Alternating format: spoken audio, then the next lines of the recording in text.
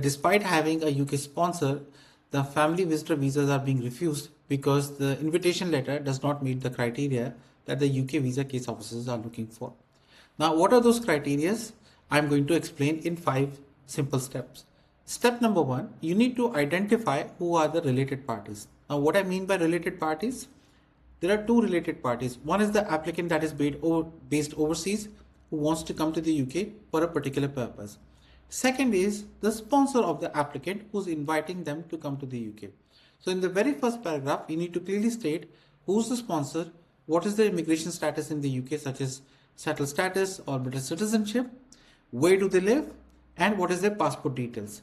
Once you've provided that, you need to provide the details of the applicant, full name, date of birth, and the passport number.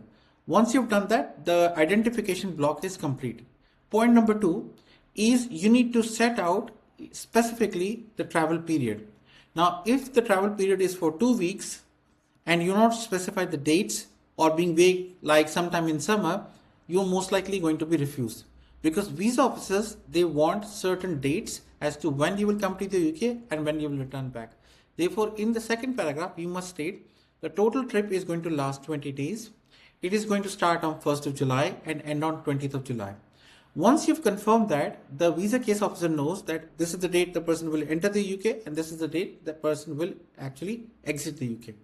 Now, what you can do to substantiate that is provide the proof of your tickets, provisional booking, not full paid booking, which shows which airline you're using, what is the port of departure, what is the port of arrival, date, time, and when are you going to be leaving the UK, so that it substantiates with the date that you set out in the second block with the evidence that you provided the provisional booking.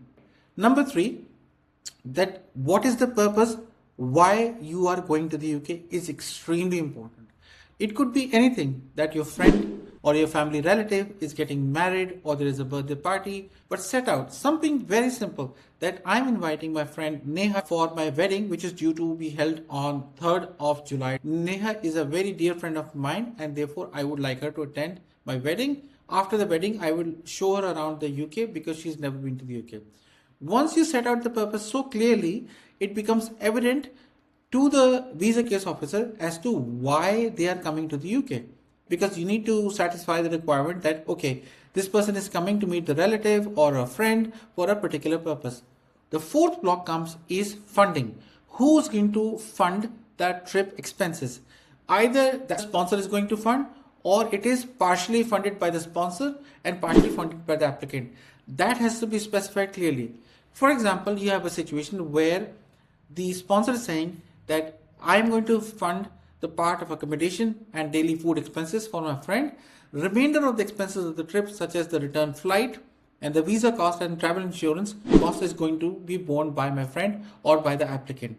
You need to also explain to the visa case officer in the same block as to why you have decided to fund this person, because they need to know what is the nature of your relationship. Is it a personal or is it a professional relationship? Personal relationship could be friendship, so that relationship has to be clearly disclosed, and it has to be an ongoing, genuine personal or professional relationship. So for example, if you are in friendship, right, that Neha and I are friends for last 14 years.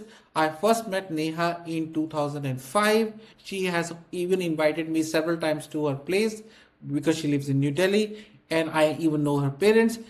To substantiate that we have a friendship relationship, here are some of our photographs over the duration of the last 8 to 10 years, and I am also providing some communications that we have exchanged in the past. The sponsor at the time of application or before the application must not be in the breach of UK immigration conditions. Now, if the person is not subject to immigration control, you should write, I'm a British citizen, I am not subject to immigration control, but I can confirm I have not broken any conditions. If you are subject to immigration control, then make sure that you have not broken any conditions, such as provide fake documentation to people to secure visas. It is really important. And that sponsor confirms that they will be paying for your trip till the time you are going to be staying in the UK. And to provide for Neha, I am attaching my last 6 months of bank statement, my employment contract copy, my payslip, last 6 payslips, and the national insurance number, which will show you by income and expenses, As far as the applicant is concerned, then they need to clearly state that the applicant, Neha, will be responsible for a return flight, visa cost and travel insurance. Accommodation in the UK is extremely important because one person is saying that yes, I'm going to invite you, you will be coming and staying with me, but they need to know that where is your accommodation, how big is the accommodation, is there going to be any overcrowding, and do you have the legal right to live in that accommodation. You can say that I live at, say, 1 Canada Square in Canary Wharf. This is a 2-bedroom apartment which I've rented. There is no other person that is living in the property besides myself. And here is my tenancy agreement. Here is the council's tax statement. And in my bank statement, you can see on the 1st of every month, a rent is being deducted. Now, it immediately confirms to the visa case officer that it confirms that you have the ability to host somebody for 2 weeks to come and live with you in the UK. Second, that whatever address you're claiming, you have the legal right to be in that property either as the owner or as a tenant. That is satisfied by the council tax and the tenancy agreement. And the fact that you've linked your bank statement and the rent that is mentioned in the tenancy agreement solidifies that you are a genuine sponsor. Once you've done that, then the onus is on the applicant to clearly identify that how they will meet the burden of funding that remainder of part of the trip.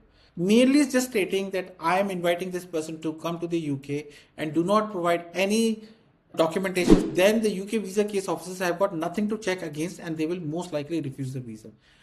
Therefore, it is really important that the sponsor's identification, residence proof, financial funding proof is provided.